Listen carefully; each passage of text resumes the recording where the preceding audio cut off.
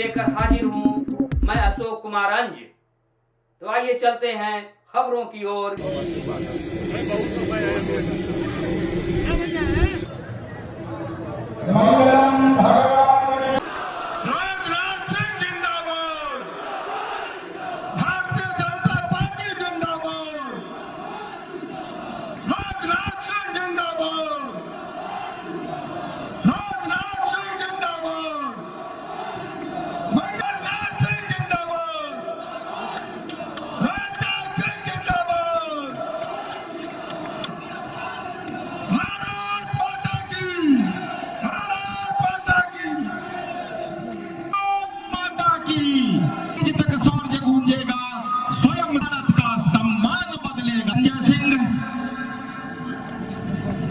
सभी लोगों के साथ हम कर रहे हैं दीप का प्रज्वलन, वही जय घोष करता यह शंखवादन।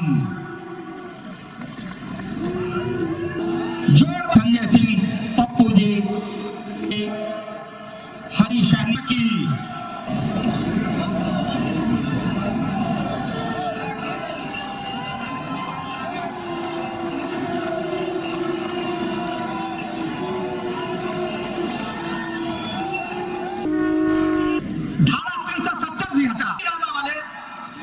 हमारे देश आगे हमारा सबका नेता जिंदाबाद। इसे हम तीसरे टर्म और तीसरे टर्म के साथ साथ चौथे टर्म की भी बात करने के लिए आए। हम तीसरे टर्म की यदि मांग कर रहे हैं तो सत्ता भोगने के लिए हम नहीं आपसे वोट मांग रहे हैं, बल्कि राष्ट्र निर्माण के लिए हम आपसे वोट मांग रहे हैं, भारत के विकास के लिए वोट मांग रहे हैं। अब आप देखिए, अर्थव्यवस्था के आकार, मोटी भाषा में समझिए, अर्थव्यवस्था के आकार यानी धन दौलत के मामले में 2014 के पहले हमारा भारत दुनिया में 11वें स्थान पर था। अब आपको अंदाज होगा, सुन लीजिए, धन दौलत के आकार के मामले में हमारा भारत दुनिया में मोदी जी के आने के पहले 11वें स्थान पर। मानव भाइयों, आपको जानकर खुशी होगी कि आज के 2 साल पहले ही हमारी सरकार की नीतियों के कारण जो भारत धन दौलत के आकार के मामले में 11वें स्थान पर था, वह जंप लेकर आज दुनिया में 5वें स्थान पर आ गया। ये मैं नहीं, दुनिया के बहुत बड़े विशेषज्ञ और दुनिया की वित्तीय फर्म्स अब यह कहने लगी हैं कि ऐसे ही भारत आगे बढ़ता रहा तो 2027 यानी आज के 2.5-3 साल के बाद यह भारत धन दौलत के मामले में दुनिया के टॉप 3 कंट्री में आकर खड़ा हो जाएगा, दुनिया के 3 देशों की कतार में आकर खड़ा हो जाएगा। यह है भारत इतनी तेजी के साथ आगे बढ़ रहा है। इसलिए मैं आप सभी बहनों भाइयों से अपील करना चाहता हूं, आप सबका समर्थन, आप सबका सहयोग हम सबको प्राप्त होना चाहिए। राजेंद्र बाबू को भूल गए थे लोग, एक ही परिवार को भारत रत्न मिलता था, मिले हमको कोई आपत्ति नहीं, लेकिन क्या राजेंद्र बाबू को भारत रत्न मिलना चाहिए? किसने दिया? किसने दिया? बोलो फिर जी, किसने दिया? क्या कर्पूरी ठाकुर जिन्होंने की गरीबों के लिए अपने जिस्म का पसीना बहाया, जोखिम उठाया, क्या उस कर्पूरी ठाकुर को भारत रत्न नहीं मिलना चाहिए? किसने दिया? यह भारत ओबीसी कमीशन को भी संवैधानिक दर्जा देने का काम किया, हमारी सरकार ने किया। हम सारा भेदभाव सब समाप्त करना चाहते हैं, समरस समाज की का हम निर्माण करना चाहते हैं। यह है हमारा संकल्प। और आप सबका यदि ऐसे ही आशीर्वाद प्राप्त होता रहा तो मैं दावे के साथ कह सकता हूं 100 वर्ष समाप्त होने के कुछ वर्षों के बाद, लोग तो 2070 कहते हैं, लेकिन हमारे मोदी जी का प्रयास है कि 2047 यानी आजादी के 100 वर्ष पूरे होते होते भारत दुनिया का एक सबसे ताकतवर देश बन जाए। और मैं एक ही बतला दूं, रक्षा मंत्री होने के नाते पहले जो है ये गोले, मिसाइल, एमिनेशन, बारूद हम लोग दुनिया के दूसरे देशों से लेते थे। मोदी ने कहा कि राजनाथ जी बहुत हो गया, कब तक हम दुनिया के दूसरे देशों से लेते रहेंगे। भारत को रक्षा के मामलों में आत्मनिर्भर होना चाहिए। मैंने कहा मोदी की बात पक्की। कहा कि तो गोले, सारे प्लेटफॉर्म्स, टैंक भारत की धरती पर बनने चाहिए, भारतवासियों के हाथों से बनने चाहिए। हजारों चीजों पर हम लोगों ने प्रतिबंध लगा दिया, हजारों चीजों पर मैंने लिस्ट जारी कर दी, प्रतिबंध लगा दिया। चाहे जो कुछ भी हो जाए, हम दुनिया के दूसरे देश से नहीं खरीदेंगे, हम इसे भारत की धरती पर बनाएंगे, भारतीयों के हाथों।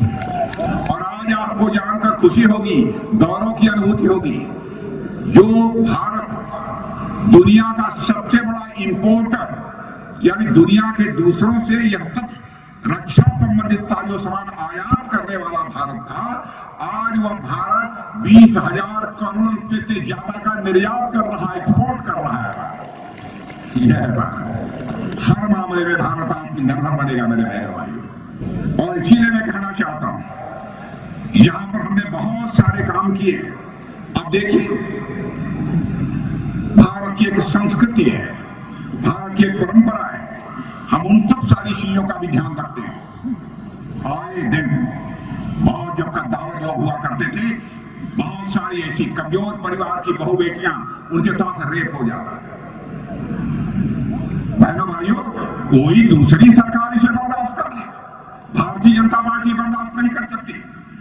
यानी किसी ने जबरन किसी माँ बहन के साथ यदि रेप करने की कोशिश की, हम लोगों ने प्रोविजन कर दिया है उसको फांसी की सजा दी जाएगी, फांसी से कम की सजा नहीं दी जाएगी। इस प्रकार की राजनीति हम लोगों ने की है। बेटियों को गर्भ में मार डालने की कितनी बड़ी समस्या थी। गर्भ में बेटियां होती थी, बेटी नहीं होनी चाहिए, बेटा नहीं होना चाहिए। इसके लिए भी हम लोगों ने कठोर कानून बनाए। यह गारंटी हम लोगों की है। अब हम लोग धीरे धीरे लोगों को रोजगार देना प्रारंभ किए हैं। बेरोजगारी यहाँ पर 8.5% थी, इतने दिनों के अंदर उसको कम किया हम लोगों ने। अब भारत में बेरोजगारी का दर केवल 5% रह गया। बहनों भाइयों, अवसर दीजिए हमारे प्रधानमंत्री को, तीसरा टर्म ही नहीं, संकल्प लीजिए चौथा टर्म भी देंगे। हम गरीबी के संकट को भी दूर करेंगे और बेरोजगारी के संकट को भी दूर करेंगे। माताओं बहनों को विधानसभाओं में और संसद में भी 35% का आरक्षण 30-32 वर्षों से लगातार कांग्रेस कहती है, लेकिन वो नहीं कर पाए संसद के दोनों सदनों में बहुमत रहने के बावजूद। लेकिन इस काम को यदि किसी ने किया है तो भारतीय जनता पार्टी ने किया है। भाइयों, हमारा चरित्र है, जो हम कहते हैं वह करते हैं। हम विश्वसनीयता का संकट किसी भी सूरत में भारत की राजनीति में पैदा नहीं होने देंगे। हम चुनाव के परिणामों की चिंता नहीं करते। क्या कभी आपने सोचा था पाइप से लोगों के घरों में पानी पहुंचेगा? क्या कभी सोचा था गरीब माताओं बहनों के भी, गरीब परिवारों के घर भी शौचालय बनेंगे? कोई प्रधानमंत्री शौचालय की चिंता कर रहा है, स्वच्छता की चिंता कर रहा है? इससे बड़ी संवेदनशीलता किसी प्रधानमंत्री की और क्या हो सकती है? हमारी बहुत सारी योजनाएं, जरूरत पड़ने पर हम लोगों ने कठोर फैसले किए हैं। बहनों भाइयों, हम केवल अगले चुनाव के बारे में नहीं सोचते कि अगला चुनाव है, हमको यह काम कर देना चाहिए तो हमको वोट मिल जाएगा। हम इस बात की चिंता नहीं करते। हम इस बात की चिंता करते हैं कि हम वो कौन सा काम कर दें ताकि हमारे भारत माता का मस्तक ऊंचा हो जाए। हम इस तरीके से सोचने वाले हैं।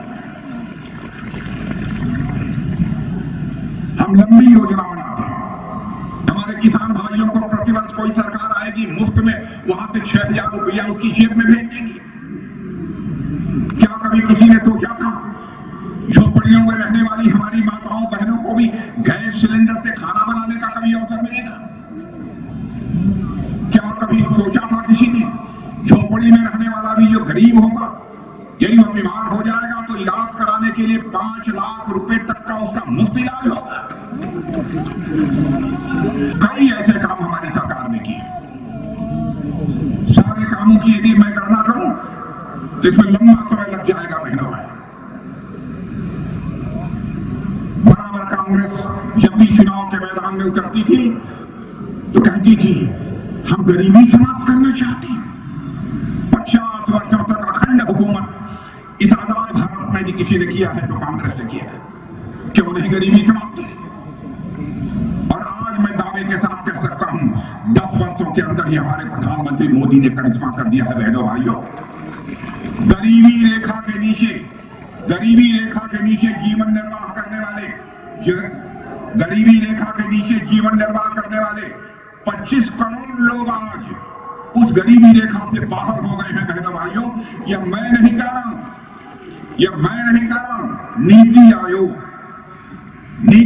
कह रहा है। और बहुत सारी हमारे अंतरराष्ट्रीय जो ऐसी फाइनेंशियल फर्म्स हैं वह कह रही है 25 करोड़ लोग अब गरीबी के संकट से बाहर हो गए हैं। यह है भारत के बारे में लोग कहते थे ये भारत तो कमजोर भारत है, जो जब चाहता था तब भारत को आंख दिखा देता। बहनों भाइयों, अब ये नहीं चलने वाला है। आपने एक बार देखा, मैं भारत का गृह मंत्री था, उसी समय पाकिस्तान से कुछ आतंकवादी आकर रात में सोए हुए हमारे सेना के जवानों पर कातिलाना हमला कर दिया। उसके बाद प्रधानमंत्री जी, मैं, 1-2 और लोग साथ बैठे। बहनों भाइयों, 10 मिनट में फैसला कर लिया हमारे प्रधानमंत्री ने। उसके बाद आपने देखा कि हमारे बहादुर सेना के जवानों ने सीमा के इस पार नहीं, जरूरत पड़ी तो सीमा के इस पार जाकर आतंकवादियों का सफाया करने में कामयाबी हासिल की। हमने यह संदेश दे दिया, 2 टूक संदेश सारी दुनिया को दे दिया, भारत अब ये कमजोर भारत नहीं रहा है, भारत अब दुनिया का ताकतवर देश बन रहा है। हमने सारी दुनिया को यह संदेश दे दिया कि हमें यदि कोई आंख दिखाने की कोशिश करेगा तो जरूरत पड़ेगी तो हम सीमा के इस पार भी मार सकते हैं, और जरूरत पड़ेगी तो सीमा के उस पार भी जाकर मार सकते हैं। यह भारत की हैसियत भाई, जनता की आंखों में धूल झोंक कर राजनीति नहीं करती है, बल्कि आंख से आंख मिलाकर राजनीति करती है। मैं जानता हूं कि मिथिला की एक अपनी संस्कृति है, मिथिला की एक अपनी शैली है, मैं अच्छी तरह परिचित हूं। और यह बिहार प्रदेश में एक अपना विशिष्ट स्थान भी रखता है। और बिहार प्रदेश का जहां तक प्रश्न है, मैं जानता हूं कि यह प्रदेश भारत देश की आस्था, अध्यात्म और हमारे सामर्थ्य को परिभाषित करने वाली यह बिहार की धरती है। बहनों भाइयों, यह धरती पर आप सब रहते हैं। भारत की आजादी को लेकर यही चंपारण की धरती से महात्मा गांधी ने पूरे देश में स्वच्छता और स्वतंत्रता दोनों का संदेश दिया था। और यहीं पर लोकनायक जयप्रकाश नारायण जी ने लोकतंत्र की रक्षा का बिगुल फूंका था। एक ऐसी धरती है। बहनों भाइयों, आप लोगों ने आजाद भारत में कई सरकारों को काम करते हुए देखा है। पिछले 10 वर्षों से हमारे प्रधानमंत्री मोदी जी के नेतृत्व में एनडीए की सरकार काम कर रही है। पिछली सरकारों का कामकाज कैसा था और हमारी सरकार जो 10 वर्षों से काम कर रही है, इसका कामकाज कैसा है, मैं समझता हूं स्वाभाविक रूप से सहज तरीके से आप इसकी तुलना करते ही होंगे। लेकिन इतनी बात मैं डंके की चोट पर कह सकता हूं, जब से मोदी जी ने सत्ता की कमान संभाली है, बहनों भाइयों, इन 10 वर्षों में भारत का मस्तक सारी दुनिया में ऊंचा हुआ है। और इसका श्रेय यदि किसी को दिया जाना चाहिए तो भारत के प्रधानमंत्री मोदी जी को दिया जाना चाहिए। पहले अंतरराष्ट्रीय मंचों पर भारत कुछ बोलता था तो दुनिया भारत की बातों को गंभीरता पूर्वक नहीं लेती थी, लेकिन आज अंतरराष्ट्रीय मंचों पर भारत कुछ बोलता है तो सारी दुनिया कान खोलकर सुनती है कि भारत बोल क्या रहा है। यह भारत की हैसियत बनी है। पहले मंत्री के रूप में हम लोग जब दुनिया के देशों में जाते थे, जो तवज्जो और जो सम्मान हम लोगों को मिलना चाहिए बहनों भाइयों, और आज यदि हम जाते हैं, जो तवज्जो और जो सम्मान हम लोगों को मिल रहा है, सहज रूप से यह अंतर मालूम हो रहा है कि अंतर्राष्ट्रीय मंच पर भारत का कद कितना बड़ा है। अंतर्राष्ट्रीय मंचों पर भारत पहले कुछ बोलता था तो लोग गंभीरता पूर्वक हमारी बात ही नहीं सुनते। भारत गरीबों का देश है, भारत कमजोर भारत है, लेकिन आज अंतर्राष्ट्रीय मंचों पर भारत कुछ बोलता है तो सारी दुनिया कान खोलकर सुनती है कि भारत बोल क्या रहा है, यह भारत की हैसियत नहीं है। आज दुनिया के बड़े बड़े राष्ट्राध्यक्ष, दुनिया के भिन्न भिन्न देशों के प्रधानमंत्री और राष्ट्राध्यक्ष भी स्वीकार करते हैं। यहां तक कि अमेरिका, जो दुनिया का सबसे धनवान और ताकतवर देश माना जाता है, वहां के भी राष्ट्राध्यक्ष स्वीकार करते हैं 21वीं सदी, जिस सदी से हम गुजर रहे हैं, 21वीं सदी दुनिया के लिए किसी देश की है तो उस देश का नाम है भारत। मैं डंके की चोट पर कह सकता हूं कि बहनों भाइयों, भारतीय जनता पार्टी एक ऐसी राजनीतिक पार्टी है जो कहती है वह करती है। आपने देखा होगा कि इस आजाद भारत में नेताओं की कथनी और करनी में अंतर होने के कारण, उनके कहने और करने में अंतर होने के कारण देश की जनता का विश्वास धीरे धीरे राजनेताओं पर से समाप्त होता चला गया। और लोग ये कहते थे ये नेता हैं, झूठ बोलना इनका काम है। चुनाव आता है, तरह तरह के आश्वासन देते हैं, चुनाव गुजर जाता है, अपने आश्वासनों पर अमल नहीं करते। हम लोग घोषणा पत्र बनाते समय, जनता से वादे करते समय हम बराबर नाप तौल कर ही वादे करते हैं, हवा में वादे नहीं करते। हवा में तीर चलाने का स्वभाव हम लोगों का नहीं है। बहनों भाइयों, हमारा भारत एक है, हमारा भारत अखंड है। प्रस्तुति को आज यही विराम देते हैं। बहुत बहुत धन्यवाद।